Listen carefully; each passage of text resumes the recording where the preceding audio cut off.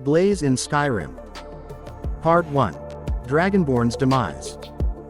In a deep dark cave, the Dragonborn walks through a newly discovered cavern. His strength-augmenting light elven armor boots clatter, mismatched with the heavy armor of the blades.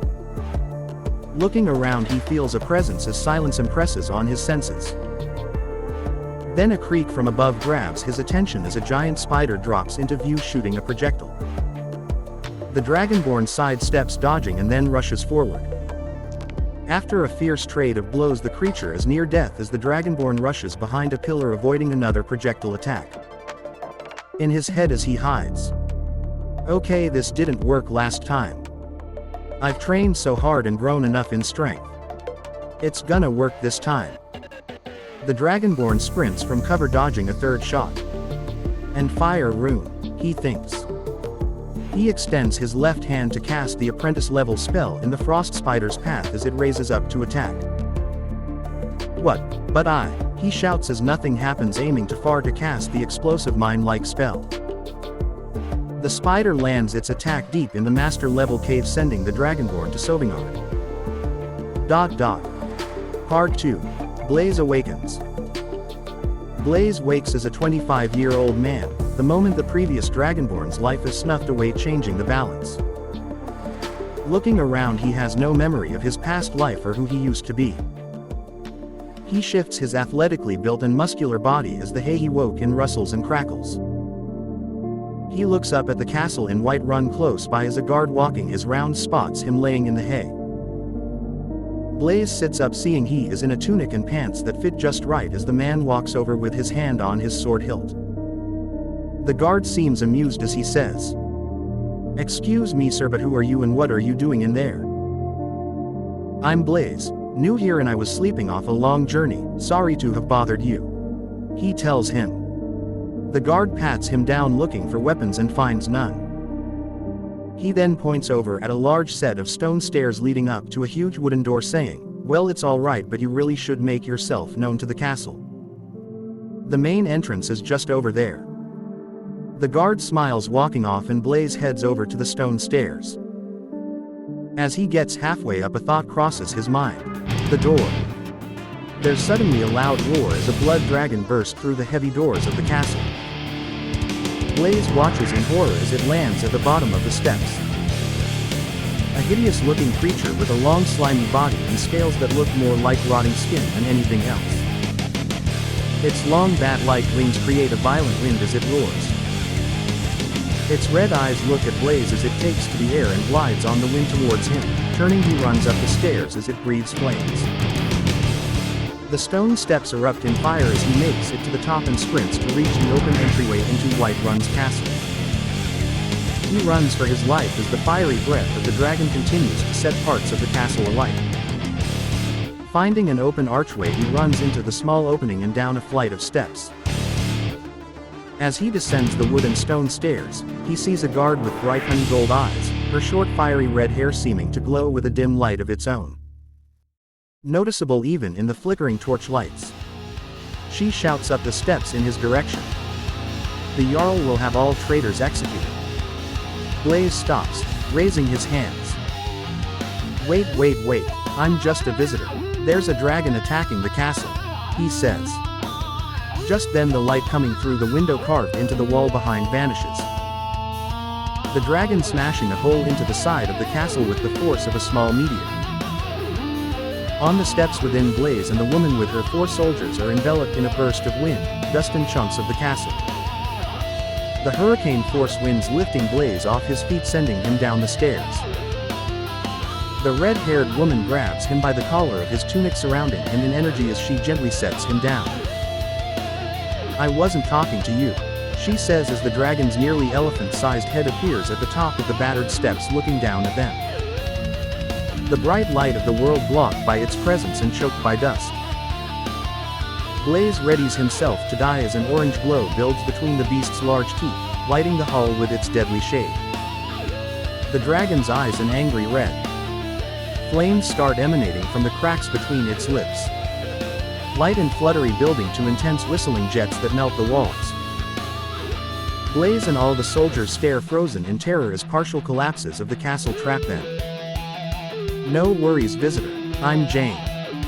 Hold on a sec, the female commander of the men says. In an instant and almost silently she bolts up the stairs nearing the top as the dragon spews a cone of fire.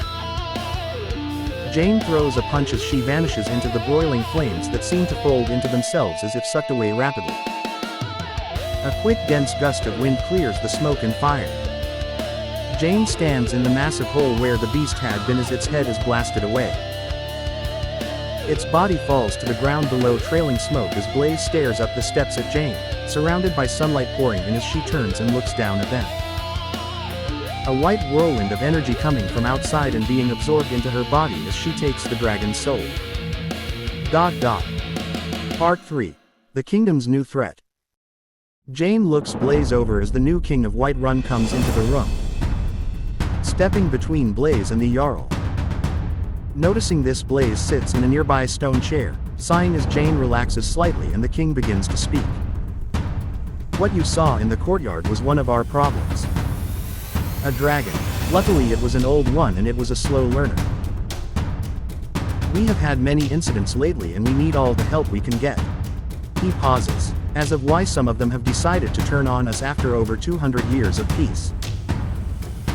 Since Alduin was defeated, is anyone's guess. Commander Jane and our most knowledgeable mages will investigate this matter and report any findings immediately. Blaze sits there in silence as the Jarl goes on to speak about his hopes that this team can be of service and help in the current situation. After the address to those of the castle, Blaze is required to check in with the king's assistant and then wait to meet the king formally in the Grand Hall. Later. The formalities over and done with, the team is led through a secret passage in the castle to an area below where they are given rooms. The rooms are plain but practical, 2 levels with 4 beds on each level, a small desk, chair and chest next to drawers. Blaze looks at the commander. So why am I part of this team again? Jane frowns. I would prefer if you stayed, but the Jarl has spoken. You not having anything but a name maybe worries him and he wants you under constant watch. It would be nice if you remembered something, she says almost angrily. Why do you care? Blaze says. She looks at him. I don't know, maybe because I was the only one to stand by you after the incident. Besides, it's not my call that you are on this team, the Jarl is paying for all of this and he gets to choose. Blaze is left more confused than before as she walks away to sharpen her blade in another room. Do I know her? He thinks to himself as his head starts to hurt. Not long after the orders to move out are given. 20 mages of various skill levels, each paired with a guard, walk in 5-diamond formations as they head to the long winding stone stairs. Blaze looks at the 40 men. I thought we were taking the carriage to this dungeon, he says to a mage jokingly as they make their way down the steps. As each formation reaches the bottom, they maneuver into a larger diamond. The mages hovering in positions protected by the armored guards and able to fire over them if need be. Blaze is on the right flank and can see a short bearded man with heavy armor on, his large hammer clanking on his back as he falls in behind Jane. Who's commanding this silly operation? He loudly asks, his voice raspy. Jarl of Whiterun, one of the guards replies. But the Jarl is back at the castle, the man says. His Irish accent clear in his voice now. Jane laughs as she looks at Blaze and says nothing, instead she dashes ahead leading the way. The team's moving twice as fast as the fastest horses pace, aided by the augmenting magic of the mages. Part 4. Fitting in. A few hours later, as they are encamped and keeping up on combat training. Hey, get off of me! A heavily armored guard shouts. Blaze has just gotten to his feet as he is knocked over again. That wasn't necessary, he says as he gets up. Jane steps in. Ulfrock, calm down, it was an accident. Don't go getting beaten up now, she says to the guard. What, you think that scared little man can take me? The guard says, insulted. Jane only rolls her eyes and says, not this again. All right, I warned you, go ahead, show Blaze how a soldier fights. Blaze steps back in shock as Ulfrock rushes at him. He raises his shield just in time to block the overhead strike from the heavy steel warhammer. Bashing the strike away, it staggers the man. Blaze slashes at his face and he barely manages to duck in time. Then a kick meets him as he dodges the training blade, sending him tumbling back and injuring him slightly.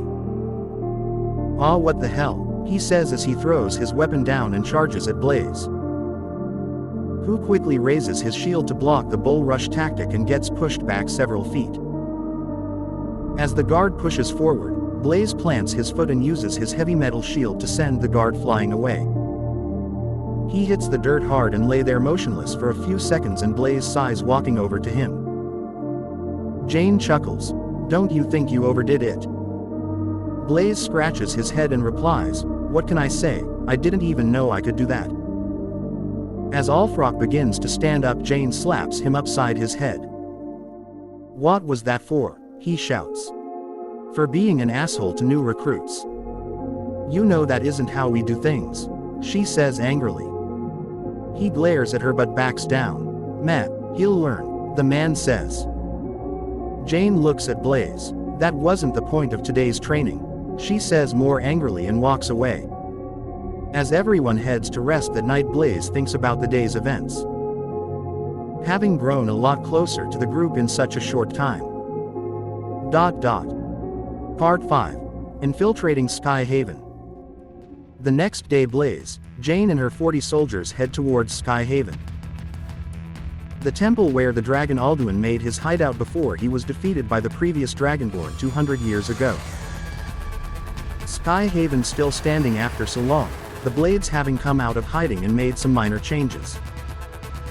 As they approach the temple, they see several guards patrolling the outside perimeter. Jane whispers, "All right men, let's do this quietly."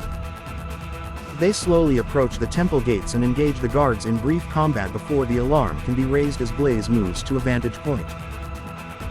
Once atop the stone ramada in front of the temple, he dips a glass arrow in a powerful paralyzing poison.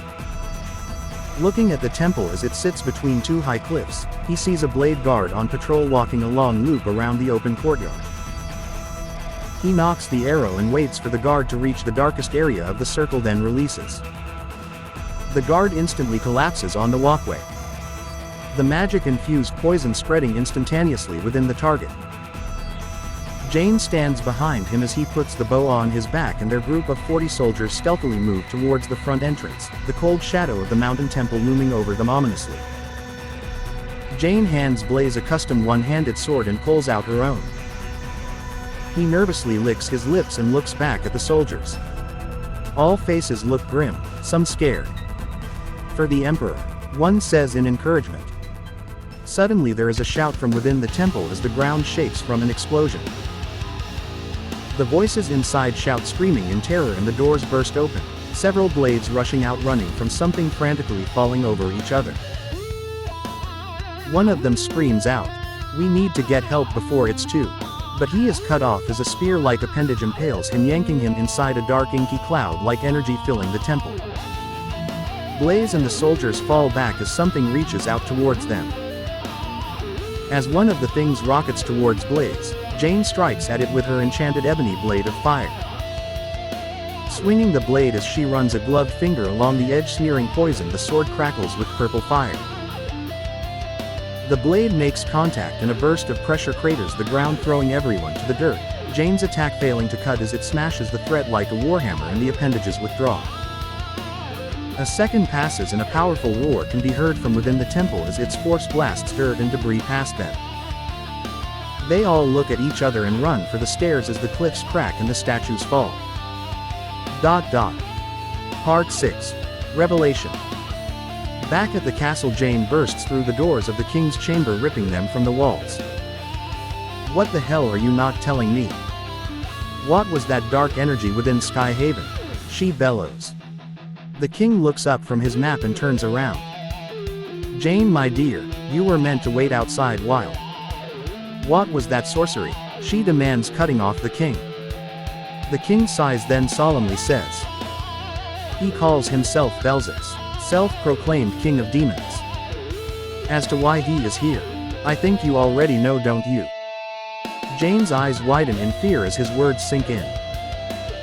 She feels a stab of pain in the back of her neck just as she senses the king's protector behind her. Jane resists but quickly collapses to the floor unconscious, and the king sighs with relief, looking at his protector and handyman. Now find out who this shadow is and bring him in as well. Velzix only wants them, he says. Part 7. The End of the World. Blaze looks out from inside the prison cart a few days after the Skyhaven incident as they near the temple. Dark energy pours from openings in the temple, spilling out like dense purple and black clouds of mist, the burning red eyes of Velzix looking out from within. Blaze gathers his strength as he prepares to fight. He glares at the temple.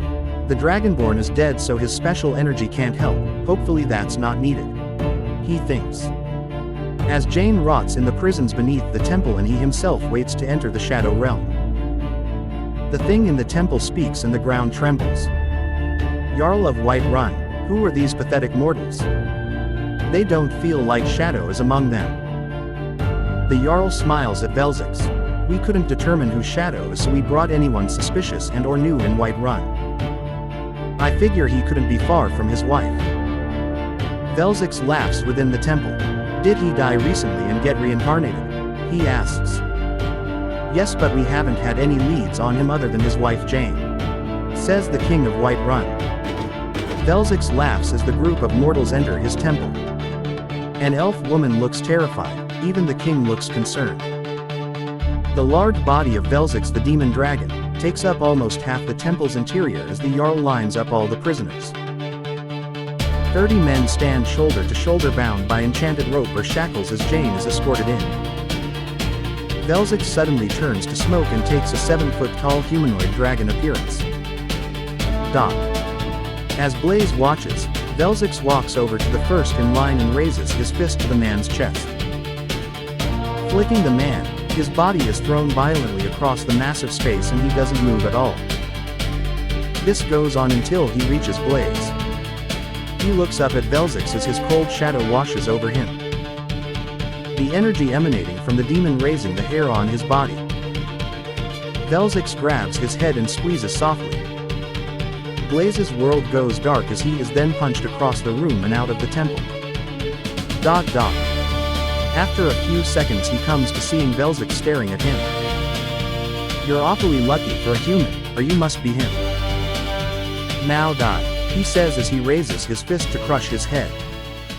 Blaze watches the fist fall as suddenly, Ulfrock appears next to him. His invisibility spell wearing off as he raises Ariel's shield, releasing stored energy from many strikes as he deflects Velzix's fist. The shield breaks apart and Ulfrock wheels around with a warhammer, landing a hit to the demon's face. Its divine energy unexpectedly effective as Velzix is caught off guard and sent tumbling into the side of the cliff. Velzix stands. That was very clever for a human. But I'm already behind you, he says, throwing a kick that Ulfrock manages to block with his hammer, though he is propelled across the courtyard, staying on his feet.